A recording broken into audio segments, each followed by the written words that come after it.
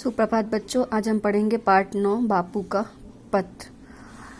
पत्र लेखन हिंदी साहित्य की प्रमुख विधा है। पत्रों के द्वारा हम अपने मन की बात सरलता से दूसरों को समझा सकते हैं।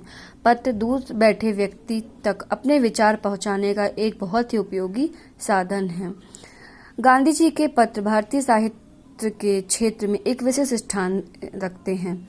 प्रस्तुत पत्र गांधी जी ने प्रिटोरिया जेल से लिखा है। एक पिता द्वारा अपने पुत्र को लिखा गया है। यह पत्र साहित्य और इतिहास दोनों की दृष्टियों से महत्वपूर्ण है। तो चलिए अब हम ये पत्र पढ़ते हैं। प्रिटोरिया जेल, 25 मार्च 1909। प्रिय बेटे, हर महीने एक पत्र लिखने और एक पत्र पाने का मुझे अधिकार मिला है। गांधी जी अपने बेटे को बता रहे हैं। गांधी जी को हर महीने एक पत्र लिखने का और एक पत्र पाने का अधिकार था। मेरे बारे में तुम बिल्कुल चिंता मत करो, मैं यहाँ पूरी तरह से स्वस्थ हूँ। आशा है कि बा अच्छी ही हो गई होंगी। मुझे मालूम है तुम्हारे कुछ पत्र यहाँ आए थे। उनके बेटे ने कुछ पत्र उन्हें लिखे थे, लेकिन वो उनको नहीं दिए गए।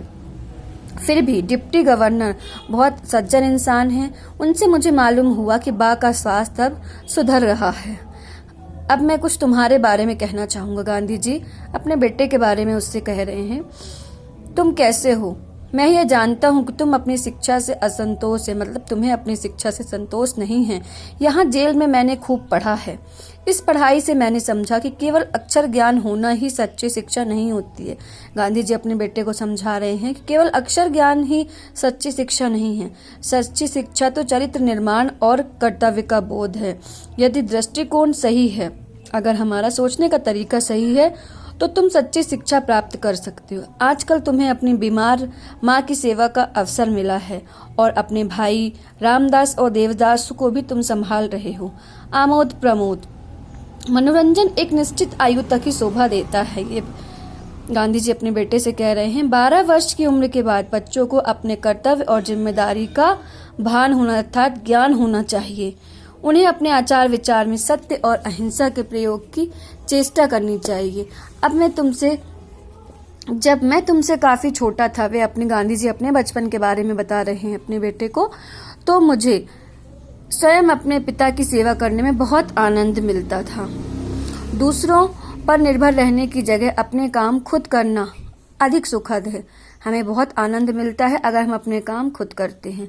काम की अधिकता से मनुष्य को घबराना नहीं चाहिए और न ही यह सोचना चाहिए कि यह कैसे होगा, पहले क्या करूं। हमें शांत मन से विचार पूर्वक अपने सद्गुणों को प्राप्त करने की चेष्टा करनी चाहिए, अर्थात हमारे जो अच्छे गुण हैं उन्हें हमें अपनाना चाहिए और वे तुम्हारे लिए बहुत उपयोगी और कीमती प्रमाणित होंगे। मुझे यह भी आशा है कि तुम रोज नियम पूर्वक प्रार्थना करते होगे। सूर्योदय से पहले उठकर प्रार्थना करना बहुत अच्छा होता है। प्रयत्न पूर्वक कोशिश करना चाहिए कि यह प्रार्थना एक निश्चित समय पर ही करनी चाहिए। अनियमितता अर्थात नियम के अनुसार चलना जीवन में बड़ा सहायक सिद्ध होता है ना। अगर हम नियम के अनुसार नहीं चलते हैं तो हमारी दिनचर्या क्या हो जाती है, गड़बड़ा जाती है। तो हमें एक नियम बनाना चाहिए, उसी के अनुसार अपना दिन बिताना चाहिए। अंत में मैं प्रेम सहित यह पत्र समाप्त करता हूँ। तुम्हारा पिता मोहनदास।